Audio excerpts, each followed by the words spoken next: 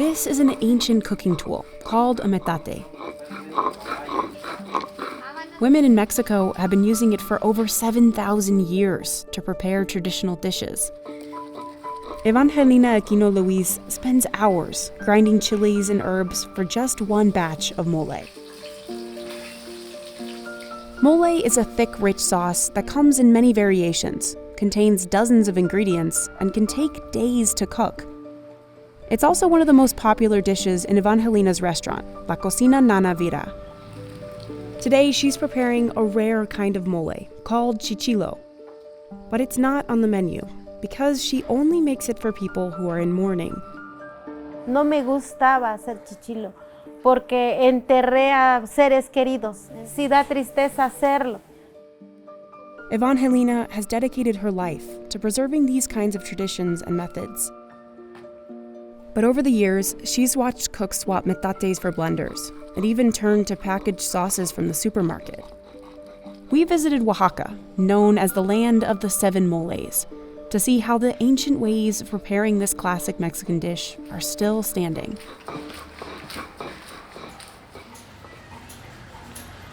Evangelina buys all ingredients fresh at a local market.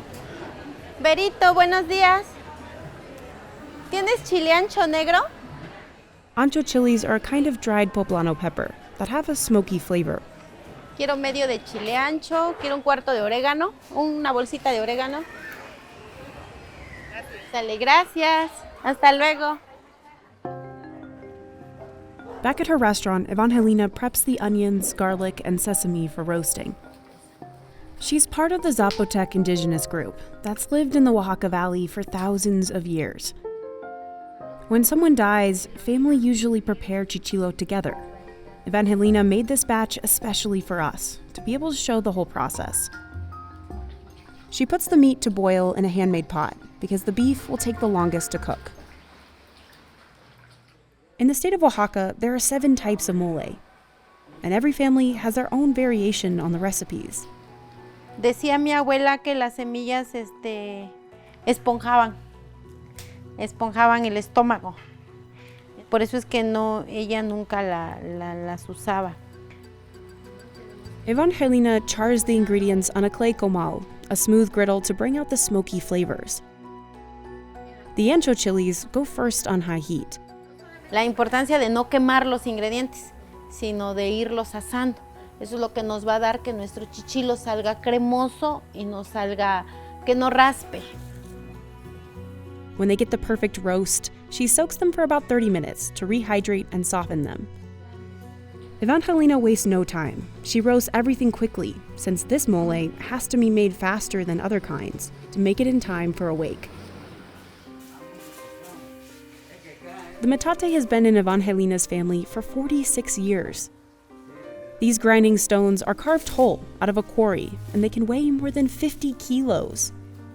Pero pues moverlo es más práctica, ¿no? Hay que buscarle la forma para hacer caminar un metate. Some commercial chefs have switched to blenders to make the process faster. But Evangelina says that hand crushing the ingredients makes the paste smoother and helps bring out intense flavors from the spices.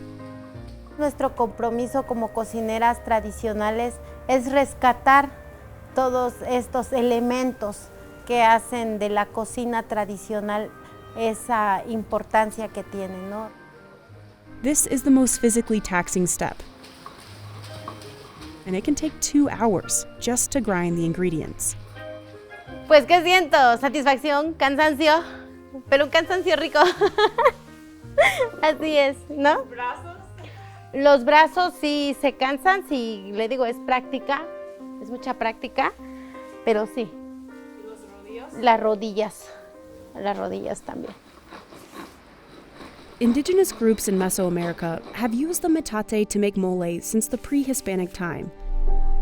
It's believed to have originated either here in Oaxaca or just to the north, in what's now known as the state of Puebla.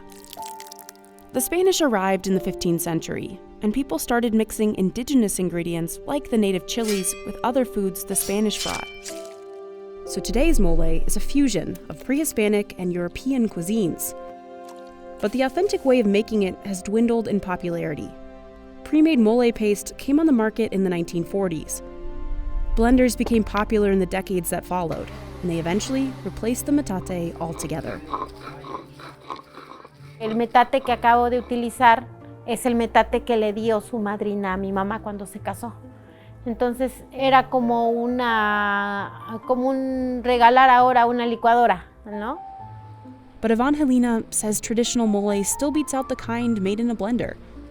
Se pierde precisamente conforme va avanzando la modernidad, se pierde conforme va avanzando el consumismo, porque ahora ya el mole ya no se prepara nada más para la familia. Lard is one of the final ingredients she adds. She melts it into a pot and adds the ground paste to fry. Then beef broth and corn dough to make the mole thicker. She stirs until the sauce is the perfect consistency. Fiesta moles that are served at celebrations, like one called coloradito, have brighter and sweeter, and some even say happier tastes.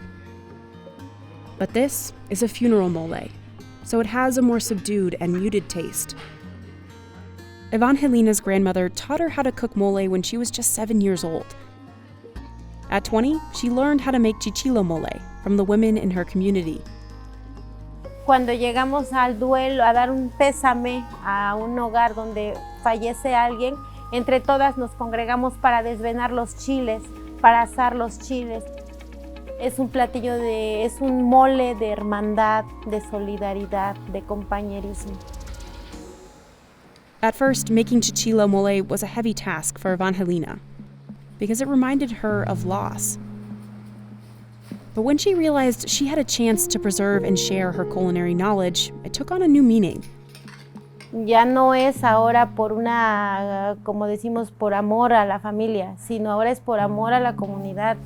Siento que es importante mencionar que la cocina tradicional es el alma de nuestro país y la cocina tradicional es el alma de Oaxaca. In 2017, she registered the brand Nana Vira, named after her grandmother. She exports her mole as well as chocolate to the US and sells them online. And Evangelina's work is getting noticed. This year, her chichilo mole won the award for the best ceremonial dish and another for best decoration at a traditional food festival in Oaxaca. Her restaurant is open for tourist groups and locals who want to eat the traditional food. A metate sí le da otro sabor, sí le da otra textura. Lo que han hecho ellas, por ejemplo Eva, la cocinera tradicional, pues es importante porque lo va a pasar a sus hijos. ¿Vamos a poner solo un poco? She hopes her children will fall in love with cooking the same way she has. And if they do, they have her recipe. And of course, her metate. No lo sé todo, pero lo poco que sé y lo que estoy aprendiendo, pues la intención es difundir. Entonces, eso es lo que queremos hacer. La cocina tradicional, yo creo que es esto, es arte, es amor. Desde ahí es la cocina tradicional.